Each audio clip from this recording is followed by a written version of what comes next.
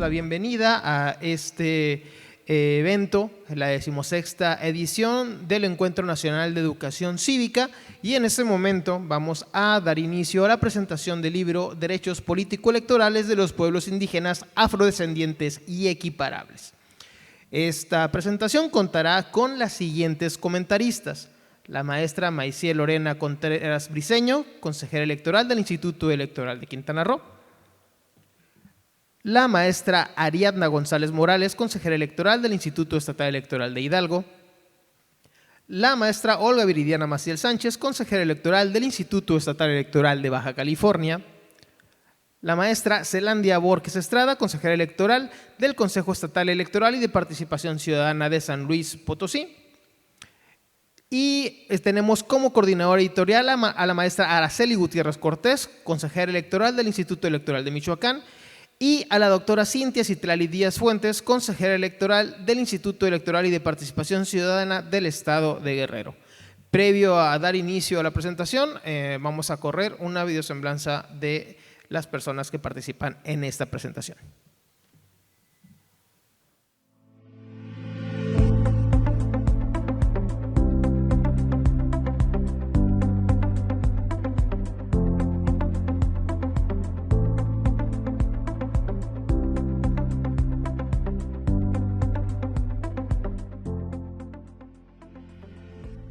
Claudia Arlet Espino. Es originaria del pueblo indígena Rarámuri de la Sierra Tarahumara. Es doctora en Derecho y cuenta con una especialización en Educación para la Ciudadanía y Derechos Humanos por la Universidad Carlos III de Madrid, España. Es maestra en Derecho Financiero y cuenta con una licenciatura en Derecho por la Universidad Autónoma de Chihuahua, con dedicación particular a la medicina tradicional de pueblos indígenas. En su camino académico destaca el ser profesora investigadora universitaria desde el año 2003. Ha sido consejera electoral del Instituto Estatal Electoral en Chihuahua durante el periodo de 2015 a 2021, donde fue presidenta fundadora de la Comisión de Género y la Comisión de Grupos Étnicos y Pueblos Indígenas. Fue presidenta fundadora del Observatorio de Participación Política de las Mujeres en Chihuahua.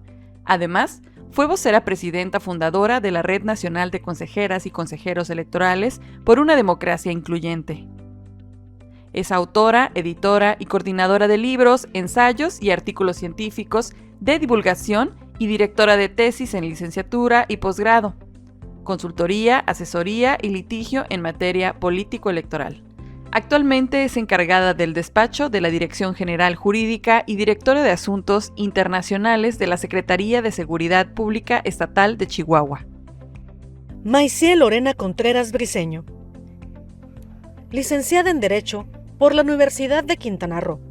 Maestra en Derechos Humanos por el Instituto de Estudios en Derechos Humanos de la Comisión de los Derechos Humanos del Estado de Quintana Roo.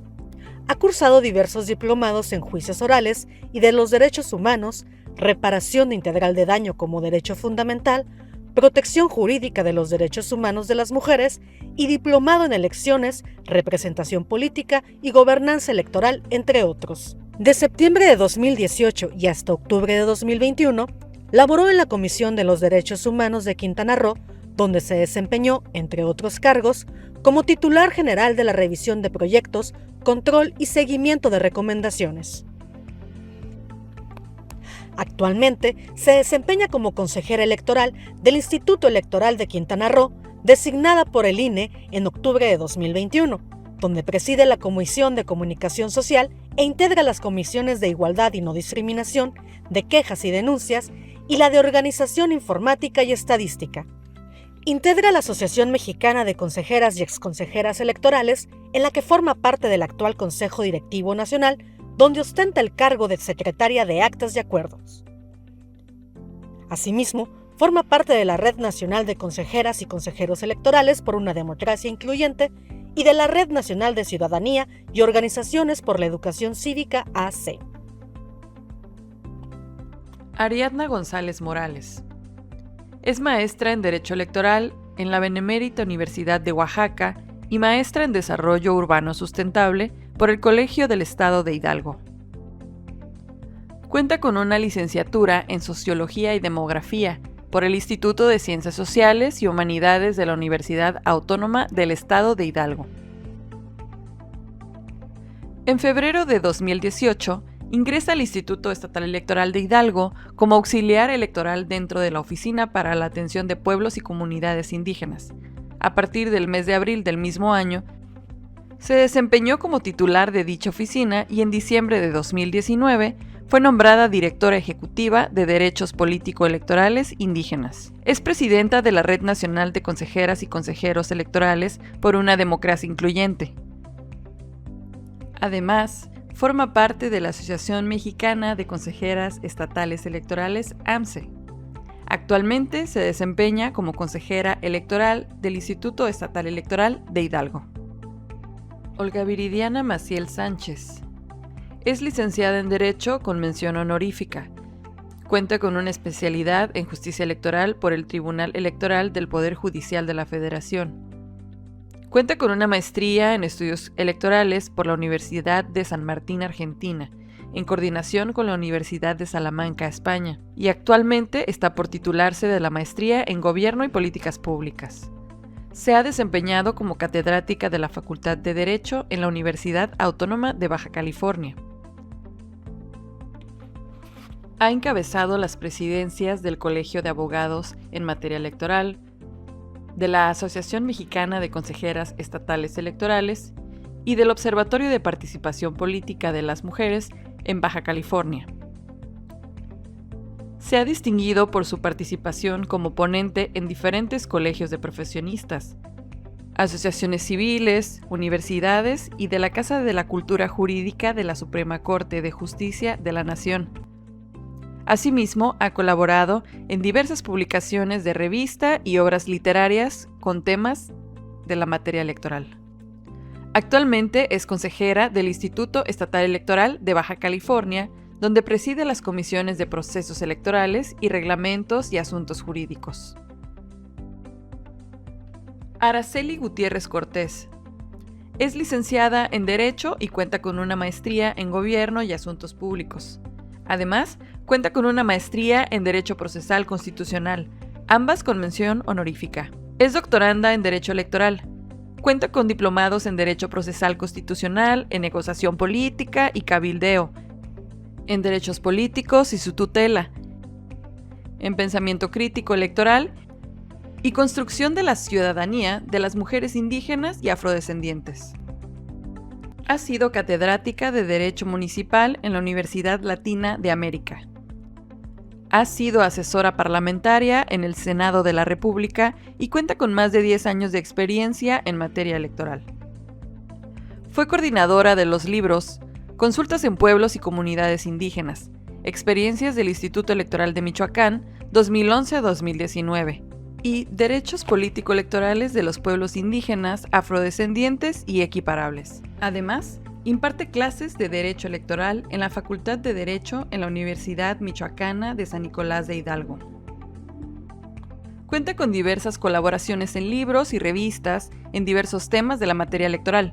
Desde octubre de 2017 es consejera electoral del Instituto Electoral de Michoacán.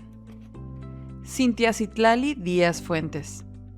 Es licenciada en Derecho por la Universidad Autónoma de Guerrero, maestra en Derecho Penal por el Centro de Estudios de Posgrado, maestra en Derecho Electoral por la Escuela Judicial Electoral y es doctora en Derecho por el Instituto de Estudios del Derecho y del Estado. Dentro de la sociedad civil organizada, ha sido presidenta del Colegio Guerrerense de Profesionistas del Derecho, Vicente Guerrero Saldaña, AC. Además, ocupa el cargo de coordinadora nacional de la Red Cívica MX. Ha participado como ponente en diversos foros, congresos y conversatorios. Ha escrito artículos y colaboraciones en temas sobre paridad de género, sistemas normativos pluriculturales, voto de la ciudadanía radicada en el extranjero, educación cívica y participación ciudadana. Ha impartido cátedra como maestra invitada en la Facultad de Derecho de la Universidad Autónoma de Guerrero y realizado observación electoral en la República Mexicana, España, Estados Unidos y Brasil. Actualmente es consejera electoral del Instituto Electoral y de Participación Ciudadana del Estado de Guerrero.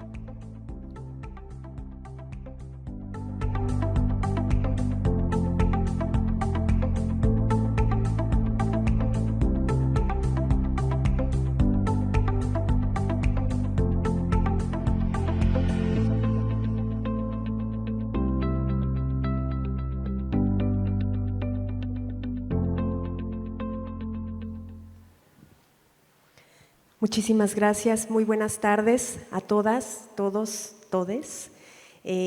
Antes que nada, agradecer la oportunidad de estar en este espacio, agradecer a el presidente, las consejeras, consejeros del Instituto Electoral de Baja California por la anfitrionía y por supuesto por la oportunidad de estar aquí presentando este libro Derechos Político-Electorales de los pueblos indígenas, afrodescendientes y equiparables. Es una obra que fue editada y publicada por el Instituto Electoral de Michoacán en coordinación con el Instituto Electoral de Guerrero y coordinada por la maestra Cintia Citlali Díaz y una servidora también. Entonces, bueno, es un honor tener la oportunidad de estar aquí. Quisiera hacer una precisión en relación con los videos de presentación que se acaban de transmitir. Comentarles que no nos acompaña la doctora Claudia Arlet Espino, pero sí está con nosotras la maestra Zelandia Borges Estrada, consejera del Instituto Electoral de San Luis Potosí, para quien pido por favor un fuerte aplauso.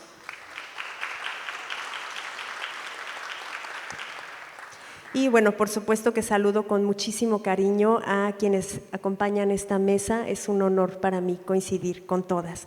Pues vamos a comenzar y le comenzaría dando el uso de la voz a la maestra Ariadna González Morales para efecto de comenzar con la presentación de esta obra. Adelante.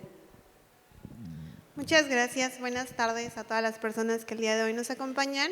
Y bueno, en primer lugar me gustaría reconocer y aplaudir el esfuerzo que hicieron tanto la maestra Araceli Gutiérrez Cortés como la doctora Cintia Citlali Díaz Fuentes, porque gracias a ellas es que el día de hoy tenemos este magnífico libro que me parece muy importante reconocer que es el primer libro que tenemos de este tipo a nivel nacional y que además de ello pues recoge las experiencias de todos los estados del país, lo cual significa que fue un reto súper importante porque necesitó una coordinación muy grande para llegar a lo que tenemos el día de hoy con este libro.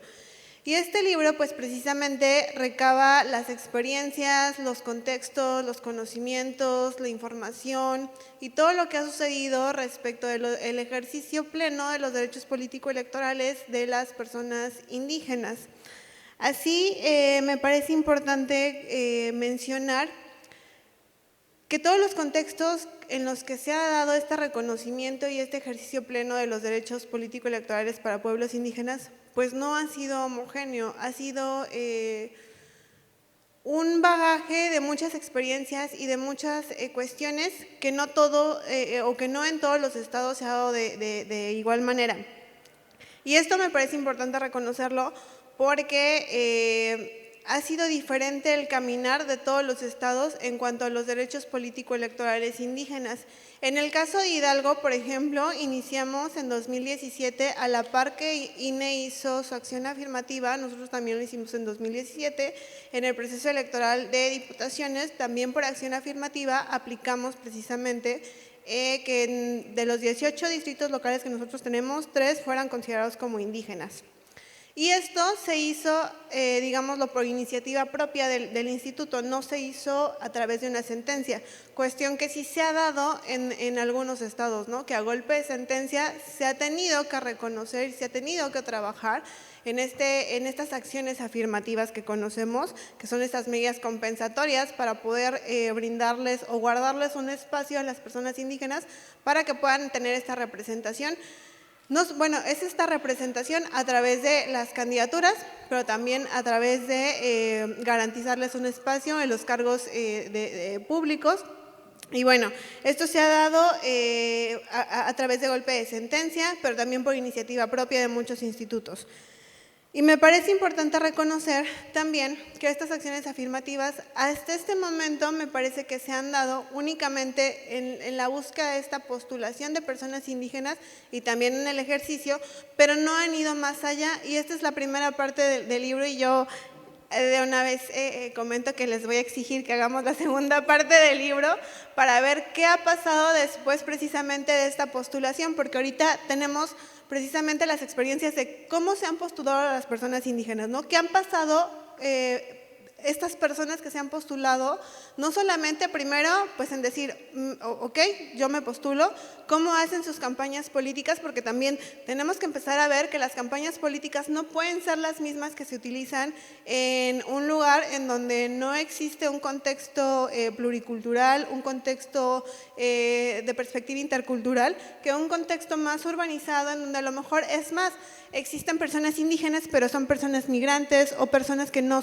tienen una comunidad, digámoslo, una comunidad indígena, sino también estas comunidades equiparables que conocemos, ¿no? De migrantes, de personas que se han ido conviviendo en espacios más urbanos. Entonces tenemos que ver cómo se ha dado esta postulación, cómo se dan estas campañas políticas a través de mecanismos y también obviamente cómo son las postulaciones de las mujeres, pero las mujeres indígenas, que aparte de ser mujeres, que sabemos que con esto ya se arriesgan a una violencia política, aparte son mujeres indígenas y dentro de esta parte pues entra la parte de la interseccionalidad, ¿no? Entonces también va a ser importante que en esta segunda parte podamos ver ello.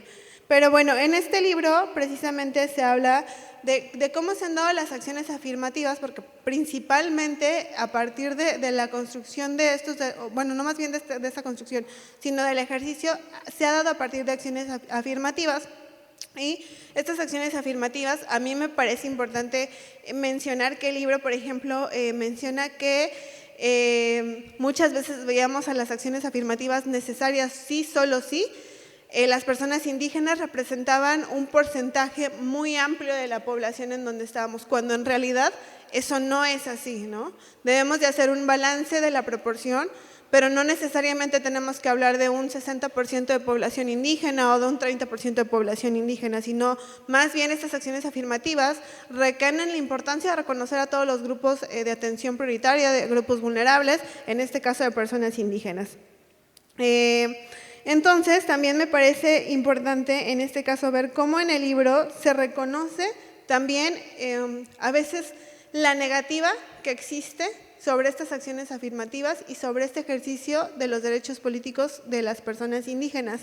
No solamente de los partidos políticos, sino también muchas veces hasta dentro de nuestros mismos institutos estatales electorales ha habido una resistencia importante a poder reconocerles sus derechos, porque sí, también hay que decirlo, no es tan fácil aplicar una acción afirmativa y requiere de mucho trabajo, y más con personas indígenas cuando hablamos de que no solamente requerimos la autoadscripción simple, es decir, que ellos se reconozcan como personas indígenas, sino que también requerimos de lo que es la adscripción calificada, que ahora en Hidalgo le llamamos pertenencia indígena calificada, que es este reconocimiento de ellos mismos, pero también de la comunidad hacia ellos. Entonces es un trabajo arduo que sí, en el tema de los registros y en los tiempos electorales que tenemos, pues es una combinación un poco complicada que tenemos ahí, y que por eso también en algunos momentos pues es comprensible que no todos queramos entrarle a ese tipo de cuestiones, pero sí es necesario que lo hagamos, así como lo hemos estado haciendo ya en todos los estados. También me parece importante que como han sido acciones afirmativas, ahora empecemos a pensar no en acciones afirmativas, sino ya en los marcos legales y en los temas ya de reglamentación de los códigos electorales, de las leyes electorales, para que lo tengamos, no tengamos esta oposición y aparte tengamos más marcado pues la fundamentación. Una de las cuestiones también fundamentales que yo veo en este libro pues es la parte de la consulta indígena, porque muchas de las acciones afirmativas que se realizaron pues se hacen a partir de la consulta indígena, necesaria y un derecho pues obligatorio para los institutos estatales electorales para poder aplicar, bueno, no solamente aplicar, sino diseñar y aplicar las acciones afirmativas. Y bueno, ya para finalizar mi intervención y no quitar más tiempo, solamente me gustaría comentarles que en este libro su servidora tiene a bien pues tener el artículo del Estado de Hidalgo, en donde precisamente me permitió relatar el camino que se ha vivido en el Estado desde el 2017, que como ya les comenté, por iniciativa propia del instituto, en ese momento la Comisión de Derechos Político-Electorales Indígenas estaba encabezada por el maestro Augusto Hernández, abogado, y quien tiene la iniciativa precisamente de aplicar esta acción afirmativa, y a partir del 2017 pues no hemos tenido ningún proceso electoral en donde no se haya aplicado una acción afirmativa en pro de los derechos político-electorales indígenas. Aún en el caso del proceso de gubernatura que tuvimos en 2022, si bien no se aplicó una acción afirmativa para el cargo de a postularse, porque pues, es un cargo unipersonal, sí se aplicó una acción afirmativa en ver que las campañas electorales tuvieran esta perspectiva intercultural, obligar a los partidos políticos que tuvieran esta perspectiva intercultural en sus campañas y que, aparte de esta perspectiva intercultural, la tuvieran que traducir alguna parte de su campaña en las 3 principales lenguas indígenas del estado de Hidalgo. Entonces, me parece que también a ese camino tenemos que empezar a ir, y bueno, pues yo hasta aquí dejaría, nuevamente agradeciendo la invitación y pues aplaudiendo esta iniciativa que tuvieron las consejeras. Muchas gracias.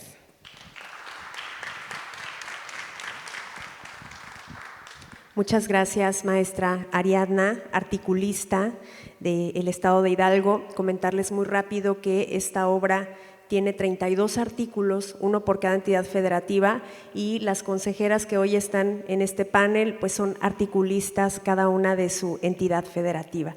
Pues vamos a continuar con la maestra Olga Viridiana Maciel del Estado de Baja California.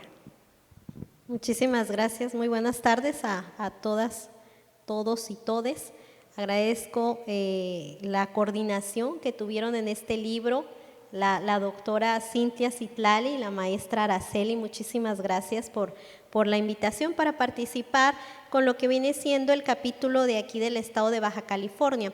Sin duda, no sé si han tenido la oportunidad de ver el libro, ahí está, concentra, ya lo mencionaba la maestra Araceli, estas 32 las 32 experiencias de estas entidades federativas respecto a los derechos políticos electorales de los pueblos y comunidades indígenas, afromexicanos y equiparables. Es un libro extenso, pero creo que que es un precedente muy importante para quien desee saber cómo surgió y que ahorita que ya tienen un acceso al poder, sobre todo las candidaturas, el ver el origen y cómo ha ido evolucionando y desde dónde surgió, porque debemos de decir que las acciones afirmativas precisamente han sido la base para que pudieran postularse, y no solo postularse, sino ahorita acceder ya al cargo en Baja California. Recordemos que la inacción del Estado refleja simplemente la tolerancia de la injusticia. Por ello, es importante visibilizar el trabajo que se ha hecho precisamente en materia electoral, en los temas de los derechos políticos electorales. Me gustaría contarles así muy rápidamente, perdón si me van midiendo el tiempo porque luego se me puede pasar por ahí, el tema de Baja California. Ahorita mencionaba la maestra Ariadna que que afortunadamente su estado no fue por iniciativa propia y no fue a base de sentencias que se implementaron estas acciones. Bueno, el caso de Baja California es diferente. Recordemos que en un inicio, pues el Instituto Nacional Electoral tenía este catálogo en donde determinaba que si excedía de lo que venía siendo este porcentaje del 40%, pues podría considerarse como un municipio o un distrito indígena. En este caso, Baja California no tiene esa población. Recordemos, la población de Baja California en ese momento pues era de arriba del 8.53% de su población. Entonces, inicialmente cuando nos llega una solicitud de un ciudadano donde nos dice qué medidas compensatorias van a realizar para los pueblos y comunidades indígenas, decimos, a ver, ¿cuál es la cantidad que representa esta comunidad? Bueno, pues el 8.53, bueno, no se encuentra dentro del parámetro.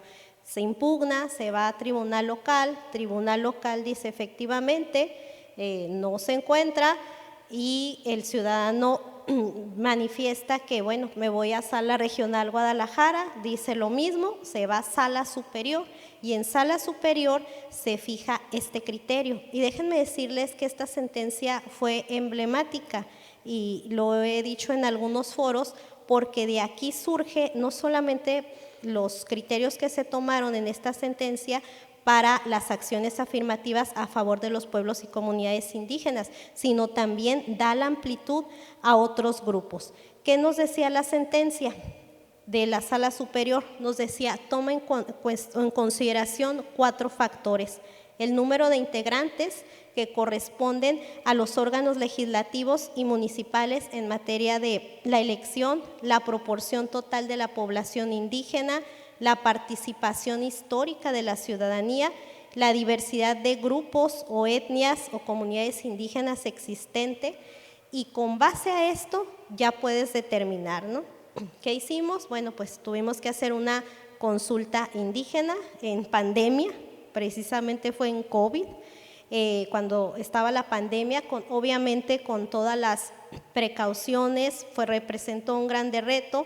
Ya creo que eso será materia de otro análisis, pero esto nos sirvió por primera vez, pues se sintieron obviamente escuchados, y de aquí tomamos como base para precisamente generar estas acciones afirmativas. Al final, ¿qué resultó de esto? Bueno, pues que estableciéramos que en ese momento únicamente teníamos 5 municipios aquí en la entidad, y establecimos que de esos municipios al menos se registraran una fórmula en 4 de los municipios, en cada uno de los de estos, y 2 en diputaciones, porque no había registro, no contábamos con datos de ninguna participación que hubieran tenido ni en el Congreso ni en los ayuntamientos. Entonces establecimos estas postulaciones, ya se imaginarán, ¿no?, los temas con los partidos políticos, que todavía, pues, y la población también, porque es tema de sensibilizar. ¿Por qué si nada más representaban el 8% de la población en Baja California, por qué están implementando estas acciones? Bueno, con base a estos criterios. Y miren, aquí mi compañero, el consejero Abel, precisamente fue el encargado de llevar a cabo esta consulta que se realizó. Después de esto, ¿qué sucedió? Accesaron por primera vez en la historia de Baja California, tuvieron este acceso, pero déjenme decirles algo, la conformación aquí en el estado de Baja California es muy amplia, porque tenemos comunidades indígenas nativas, pero también tenemos comunidades asentadas. Y de las 68 lenguas, 62 simplemente se hablan en Tijuana. Entonces, eso nos da un parámetro que, si bien el número es no muy amplio, pero sí hay una gran pues variedad, podríamos decirlo, de comunidades aquí asentadas en el estado. ¿Qué sucede? Bueno, pues por primera vez se dan estas integraciones en el Congreso. Llegaron 2 mujeres, una pertenecientes a las comunidades Cochimí y otra mixteca, y bueno, después de esto, ¿qué sucedió?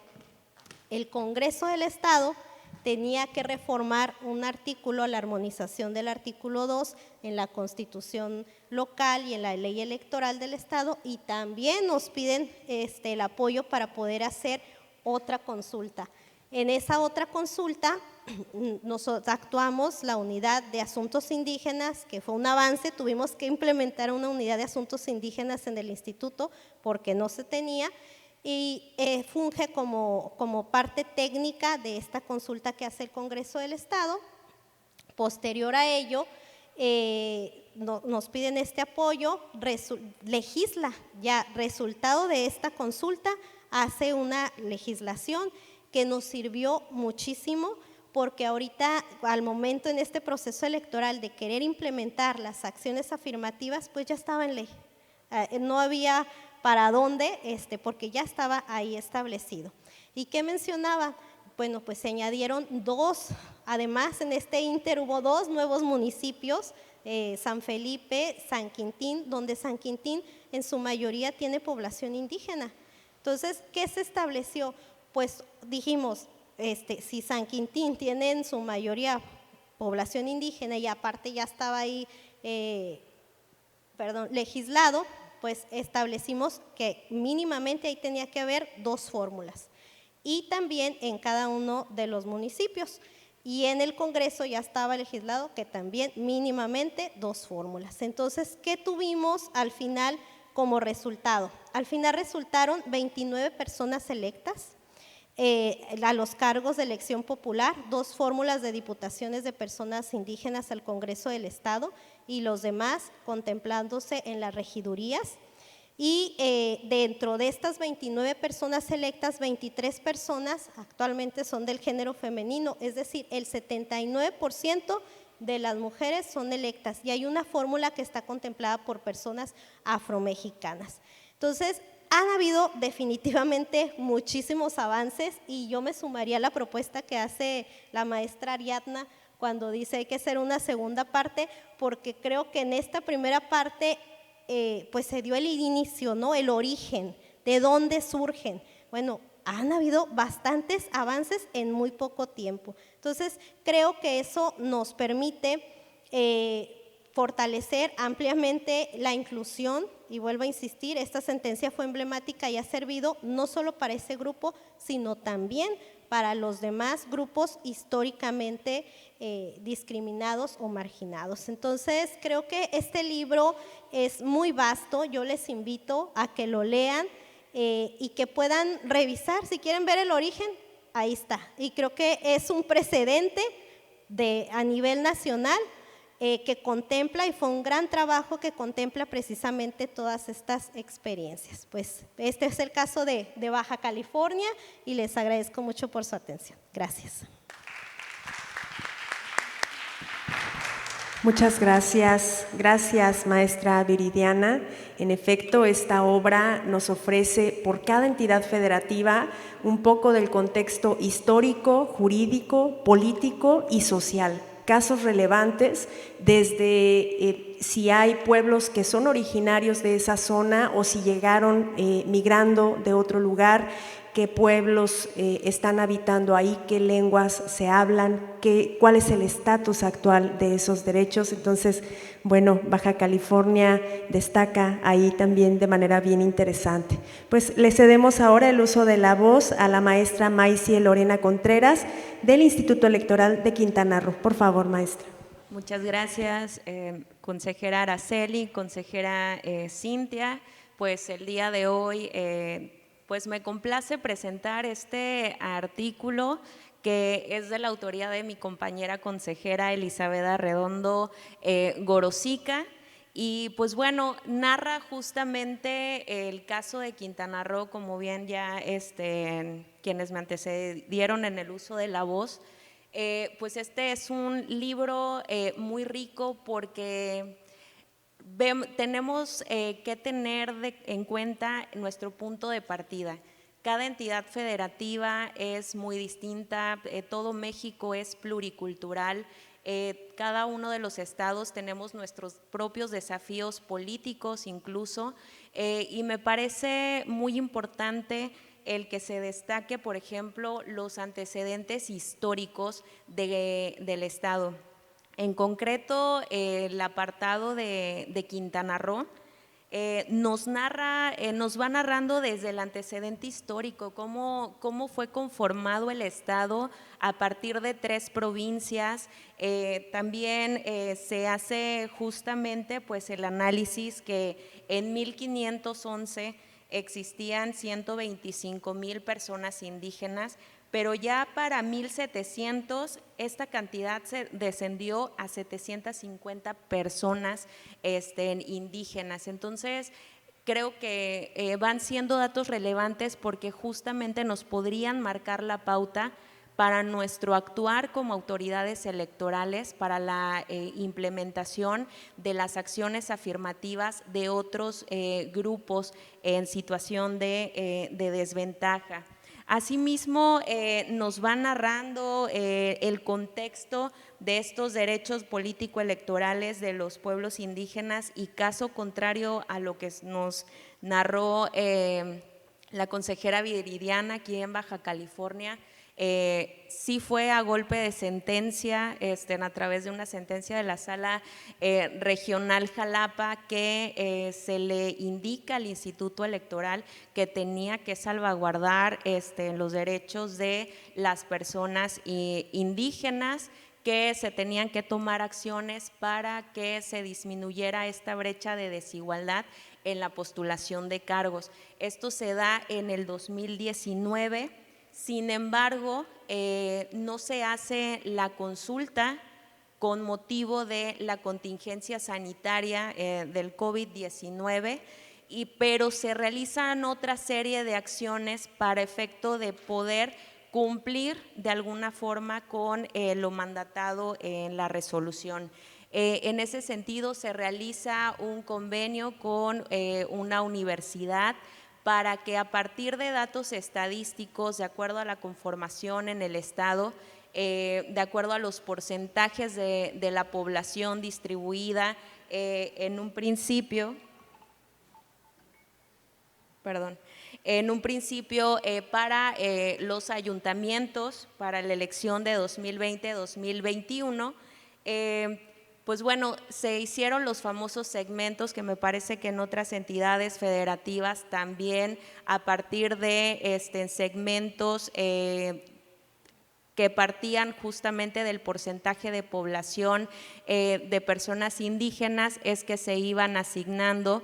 En el caso de Quintana Roo, pues esa fue justamente la medida que se tomó para esas elecciones a partir de municipios con más del 80% de la población indígena, por ejemplo, que nada más eran 3. Quintana Roo es pequeño a comparación de otras entidades del país. Tenemos 11 municipios, 15 distritos, entonces es pequeño.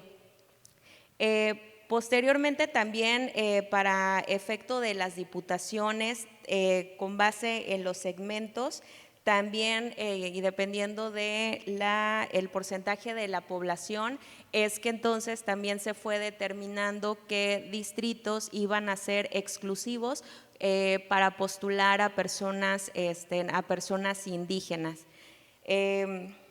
El artículo que viene en el libro nos va narrando justamente pues todos estos trabajos preparativos que se hicieron, y de igual manera nos señala el caso de las personas afrodescendientes en el estado de Quintana Roo.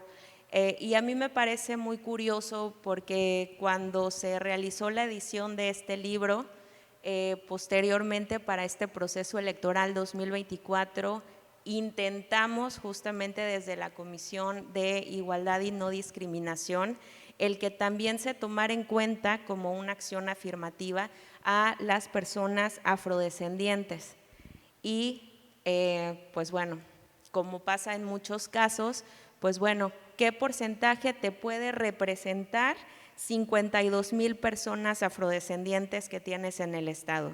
¿Por qué les vamos a asignar o por qué les asignaríamos un distrito?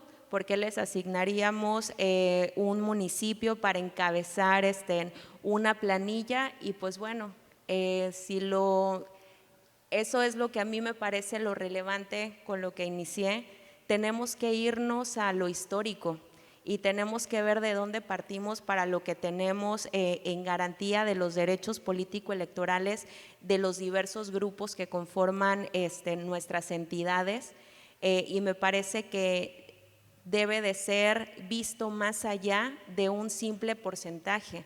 A las personas no podemos seguirlas viendo como un porcentaje mínimo, un porcentaje máximo, sino que este estudio que se hace de los derechos político-electorales de las personas indígenas, afrodescendientes y otros grupos equiparables, me parece que es muy importante justamente para transitar a que como autoridades electorales garanticemos el respeto y el reconocimiento de cada uno de los grupos por cuanto hace a sus derechos político-electorales, porque todas las voces deberían de ser escuchadas. Y pues bueno, concluye el apartado de Quintana Roo justamente señalando la consulta indígena que se realizaría en 2023, que llevamos a cabo y que tuvo sus efectos en este proceso electoral 2024 y que nos ayudó a conocer y sobre todo, desafortunadamente, a que como autoridad electoral defendamos ante las fuerzas políticas que ya tenemos la voz de las personas indígenas para efecto de reafirmarles los derechos que les corresponderían por el simple hecho de ser ciudadanas y ciudadanos del Estado. Entonces, me parece es un libro muy grande, pero para cada uno de lo que nosotros tengamos el interés de conocer, dependiendo de nuestra entidad federativa, es una obra muy completa que vale la pena irla leyendo y agradezco mucho que se tomaran justamente el tiempo para pues realizar toda esta recopilación y que al final pues tengamos en cada uno de los institutos electorales esta obra que nos va a beneficiar a todas y todos. Muchas gracias.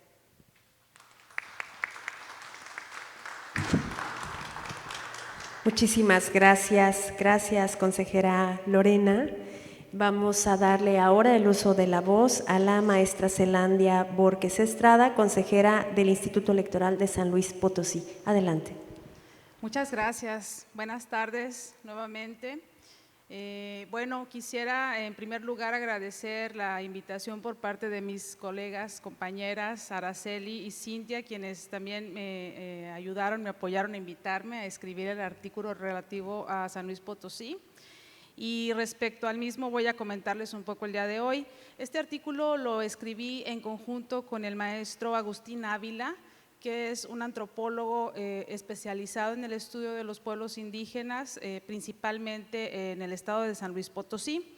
Y bueno, en este artículo, como bien señalaba la maestra Araceli, se viene incluyendo no solamente la evolución de los derechos políticos de los pueblos y comunidades indígenas de cada estado, sino también lo referente a la historia, desde un estudio demográfico también. Y en esta parte es donde nos ayudó el maestro Agustín Ávila. Cuidado. Listo. Ustedes pueden encontrar en este artículo entonces esta información descrita por parte de una persona antropóloga, que también debo decirles fue quien elaboró uno de los primeros padrones de comunidades indígenas con los que contamos en San Luis Potosí. San Luis Potosí es de las pocas entidades que cuenta con un padrón de comunidades indígenas, el cual se elaboró desde el año 2000 y tuvo algunas actualizaciones en el año 2015. Bueno, en San Luis Potosí tiene una historia un poquito distinta a lo que comentan mis compañeras que me antecedieron en el uso de la voz, ya que en San Luis Potosí sí tuvimos legislación referente a derechos político-electorales de las personas integrantes de las comunidades indígenas desde el año de 1996. Se hicieron dos importantes reformas, una a la Constitución del Estado de San Luis Potosí y otra específicamente la ley electoral, en la que se incluye la potestad o la posibilidad de que los partidos políticos incluyeran personas indígenas en los registros a las candidaturas a los ayuntamientos. Esto se vino regulando por parte de la autoridad electoral de San Luis Potosí, pero puedo comentarles que respecto al requisito para acreditar el ser una persona indígena perteneciente a una comunidad, pues únicamente se solicitaba una autoadscripción simple. Se hablaba de pues, la existencia del señalamiento de la comunidad a la que pertenecían las personas en su credencial para votar. Y esto, pues, como sabemos, con posterioridad y a través de las distintas sentencias que se han emitido por parte del Tribunal Electoral, pues no es suficiente para acreditar la pertenencia a una comunidad. No el hecho de que sea indígena, sino la pertenencia a la comunidad, porque la determinación incluida en las leyes, en el caso específico de San Luis también es un derecho de las comunidades y no de las personas indígenas por sí mismas, ¿no? Entonces, en el 96 tenemos esta reforma que se viene aplicando a lo largo de los años hasta llegar al año de 2017. Aquí es importante mencionar que tuvimos una sentencia que nos habla, pero de la obligación de parte de la autoridad electoral de emitir acciones afirmativas en favor de las personas que quisieran postularse como candidaturas indígenas en aquellos distritos en donde la población fuera mayoritariamente indígena. En 2017 tenemos este precedente del Tribunal Electoral del Poder Judicial de la Federación, en donde nos habla de que en aquellos municipios o distritos en donde haya una población del 60% o más de personas indígenas, será obligatorio que las personas que se postularan por parte de los partidos políticos fueran personas indígenas. En este sentido, pretendimos dar cumplimiento a esta sentencia que se emitió en 2018 para cumplimiento posterior, es decir, en el año 2021. Emitimos acciones afirmativas para garantizar no solo la presencia de personas indígenas en los cargos a elegirse, tanto de diputaciones como de ayuntamientos, sino también ciertos procedimientos para garantizar la presencia de las personas indígenas ya en los órganos electos. Y esto, como comentaba Ari desde un principio, constituyó una resistencia terrible, debo decirlo. La verdad es que fue muy difícil para nosotros percatarnos de la resistencia que la clase política en el estado de San Luis Potosí presentó ante esta situación. Fue tal la resistencia que acabábamos de lograr una reforma electoral, emitimos los lineamientos para garantizar esto que les comento y la Suprema Corte anuló la ley electoral en ese momento.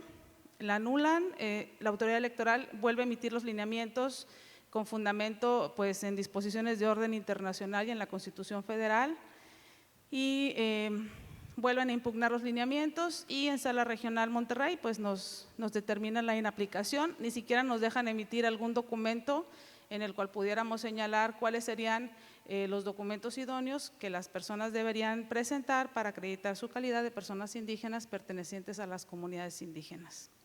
Y bueno, después de esto, en ese proceso electoral 2021, pues tenemos los precedentes de esta participación sin que las personas que participaron y se postularon con el carácter de personas indígenas hubieran acreditado tal situación. Después tuvimos una reforma electoral que es la última que se aplicó para este proceso electoral 2024 y aquí también me sumaría a la propuesta de que se incluya una segunda parte del libro porque ya en esta segunda parte hablaríamos de que se hizo una reforma a la ley electoral aún con muchas resistencias. Nosotros teníamos 3 distritos con población mayoritariamente indígena, se vino una redistritación y ahora solamente tenemos 2 con población mayoritariamente indígena y 1 más indígena, pero con un porcentaje de menos del 40% de presencia indígena en el distrito. Se reformó la ley y lo que se señaló en la misma fue que en los distritos con población mayoritariamente indígena se irían eligiendo en cada proceso un solo distrito en donde las personas que participaran fueran personas indígenas, es decir, no se legisló en favor de que en los 2 distritos que tienen población mayoritariamente indígena pudieran ser personas indígenas las que se postularan únicamente. Y para el caso de los ayuntamientos, la disposición quedó en los mismos términos, únicamente con la obligatoriedad de que ahora las personas que se postulen se incluyan tanto en los cargos de mayoría relativa como en los cargos de representación proporcional. Así que bueno, esta breve historia que les he comentado viene incluida en este artículo que se presenta en este libro que el día de hoy estamos aquí hablándoles del mismo y pues muchas felicidades de nuevo a las coordinadoras, ojalá y si podamos hacer esta segunda edición, esta segunda parte. Muchísimas gracias. Muchas gracias, maestra Zelandia. Y pasamos ahora con la co-coordinadora, doctora Cintia Citlali Díaz. Adelante. Muchas gracias. Muy buenas tardes a todas y a todos. Gracias por su tiempo para escuchar sobre lo que trata este libro en el que tuvimos la iniciativa con mi querida Araceli de poder elaborar un documento que aspiramos que sea un documento de consulta que pueda servir para quienes les interese conocer sobre el tema indígena. Al tener la responsabilidad de coordinar la elección de Yutla de los Libres en Guerrero, como presidenta de la Comisión de Sistemas Normativos Internos, me encontré con que no teníamos un documento, una fuente de consulta que me permitiera conocer qué experiencias habían las demás entidades. La consejera Araceli muy amablemente me orientó sobre su experiencia de Michoacán, la consejera Rita Bel también de Oaxaca, con la consejera Sofía Sánchez también después en Chiapas. Entonces de ahí surge la inquietud de poder elaborar este libro. Este libro es un recuento uniforme en el que cada entidad federativa establece qué pueblos existen en el territorio, desde cuándo, si son nativos o son comunidades que se encuentran, que han migrado al territorio, datos estadísticos, qué pueblos son, los datos estadísticos de qué número poblacional es, qué lenguas se hablan. También si en esta entidad han tenido alguna sentencia que les obligue a hacer alguna acción, o bien, como bien escuchamos el caso de Hidalgo, ha sido a través de una acción afirmativa emitida por el OPLE. También buscamos que podamos dar a conocer qué acciones se emprendieron por cada entidad federativa en beneficio de las comunidades y los pueblos indígenas. En este apartado encontramos, y ustedes pueden encontrar, que sí hay entidades en las que tenemos presencia de pueblos indígenas, pero también hay casos de presencia de población afromexicana, ¿sí? Como es caso Yucatán, caso Veracruz, Guerrero, y también un caso muy especial que es en Coahuila, que es el pueblo Mascogo también, que es un pueblo afromexicano que encontramos también en Coahuila. Y aquí nos arroja otro dato también de otras comunidades que se les denomina equiparables y que las autoridades jurisdiccionales han incorporado también a que sean también sujetas a este reconocimiento como los pueblos indígenas. Tal es el caso de Chihuahua con la familia Levarón, que están consideradas también pueblos equiparables, y que en el caso Guerrero también tenemos el reconocimiento de una comunidad equiparable. Entonces, es una línea uniforme a efecto de que podamos tener la misma información de cada entidad federativa, y agregamos también la situación de las mujeres indígenas, que a veces se nos pasa, pero que sí hemos tenido casos de mujeres indígenas violentadas. En el caso de Guerrero tuvimos un caso de una elección de comisario, voy a decirlo comisario no por no utilizar lenguaje inclusivo, sino porque se les negó después de la existencia de un principio constitucional de paridad en todo, en Guerrero, en una comunidad que no está nada alejada del centro de lo que es la comunidad de Tlapa, de la cabecera municipal. Mujeres quisieron participar en la elección del comisario, ya no pedir participación, sino participar en la elección, es decir, votar. A estas mujeres se les niega el derecho.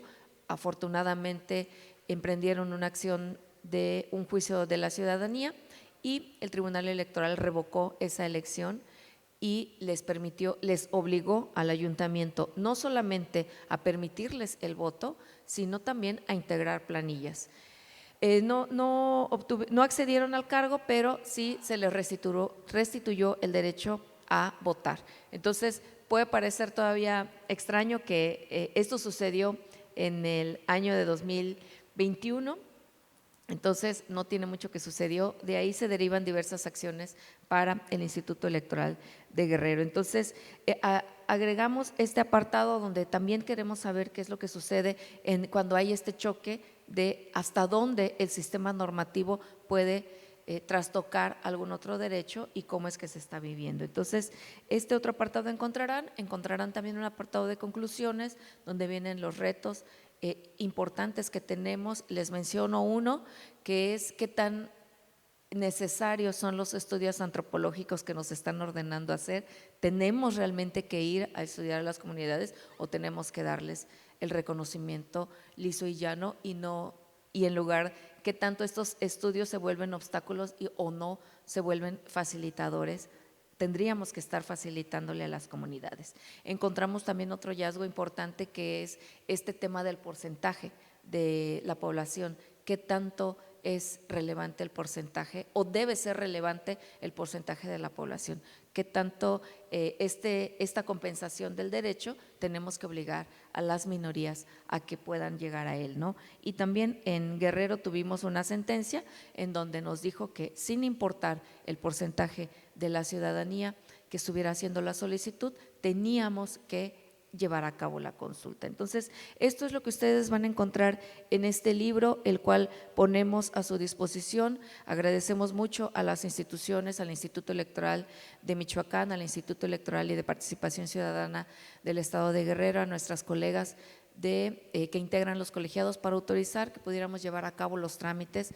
Todo este esfuerzo es un esfuerzo, quiero que me permitan decirles: Yolanda Hermosillo de Aguascalientes, Viridiana Maciel de Baja California, Chicara Yanome de Baja California Sur, Fátima Giselle de Campeche, Edmundo Enríquez y Valeria González de Chiapas, Claudia Arlette Espino de Chihuahua, Carolina del Ángel Cruz de Ciudad de México, Carla Félix de Coahuila, Arlene Martínez de Colima, Norma Beatriz Pulido de Durango, Karime Ivonne Vaquera del Estado de México, Luis Miguel Rionda de Guanajuato, su servidora por parte de Guerrero, Ariadna González de Hidalgo, Soat García y Guadalupe Sánchez de Jalisco, Carol Arellano, Marlene Uribe, Viridiana Villaseñor de Michoacán y por supuesto Araceli Gutiérrez.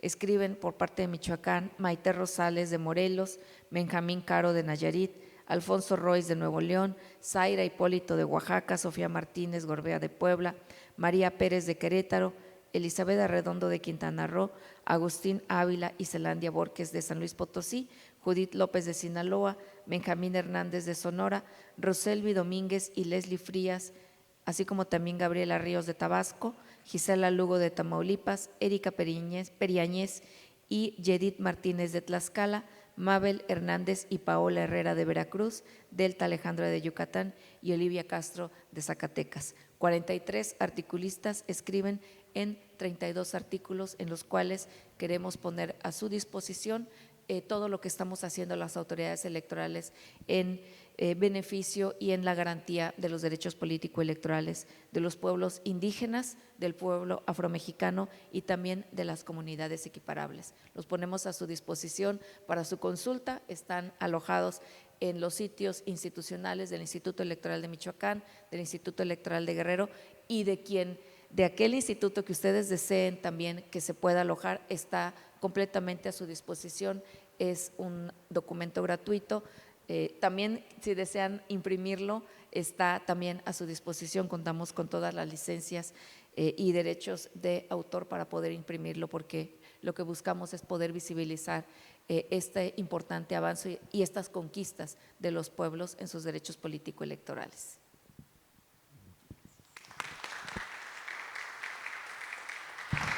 Muchísimas gracias. Gracias, doctora Cintia. Pues agradecer a nuestras panelistas y articulistas por su participación.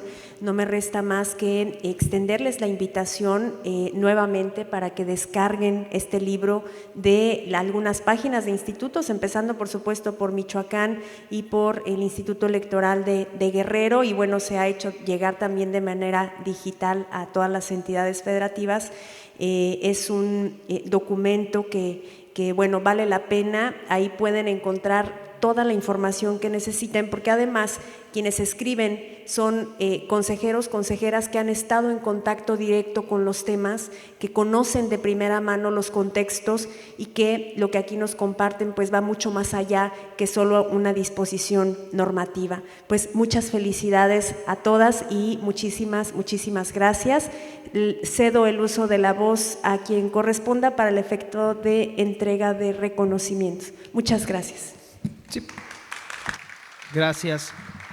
A continuación le vamos a solicitar al consejero electoral del Instituto Estatal Electoral de Baja California, el doctor Alfredo Muñoz Pedraza, que pueda pasar a hacer la entrega de reconocimientos a las comentaristas y a las coordinadoras de este libro. Gracias. Ay, muy alto. Bueno, felicitarlas a todas las autoras, a todos los autores, a las coordinadoras de esta obra que me parece que es única en el país porque reúne artículos de 32 entidades federativas. No existe una obra como tal, entonces yo creo que para quienes estudian los temas de acciones afirmativas, grupos, pueblos, comunidades indígenas, es una obra obligada de consulta, ¿no? Entonces, me voy a permitir leer un reconocimiento y se las voy a dar a cada una en lo individual. El Instituto Estatal Electoral de Baja California y la Red Nacional de Ciudadanía y Organizaciones por la Educación Cívica otorga la presente constancia a la maestra Araceli Gutiérrez Cortés por su participación en el 16º Encuentro Nacional de Educación Cívica, Mecanismos de Participación Ciudadana y Transparencia en Materia Electoral, como coordinadora en la presentación del libro Derechos Políticos Electorales de los Pueblos Indígenas, Afrodescendientes y Equiparables. Suscriben el consejero presidente del Instituto Estatal Electoral de Baja California, Luis Alberto Hernández Morales, y el presidente de la Red Nacional de Ciudadanía y Organizaciones por la Educación Cívica, Hernán González Salas. Bueno, Salas, siempre lo pronuncio mal, pero bueno. Gracias, felicidades, consejera. En los mismos términos para la doctora Cintia Citelali Díaz Fuentes. Doctora, felicidades. A la maestra Zelandia Borges Estrada.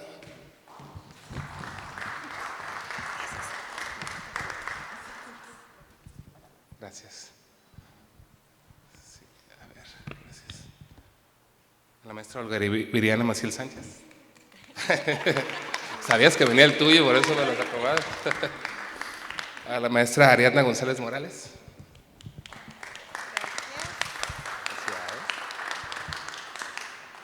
Y finalmente a la maestra Maiciel Lorena Contreras Briceño. Felicidades.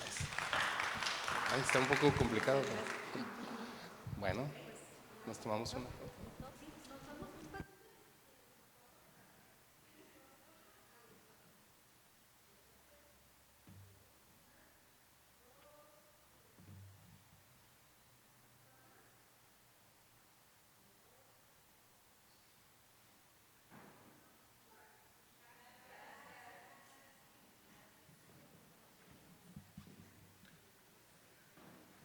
Se acabó.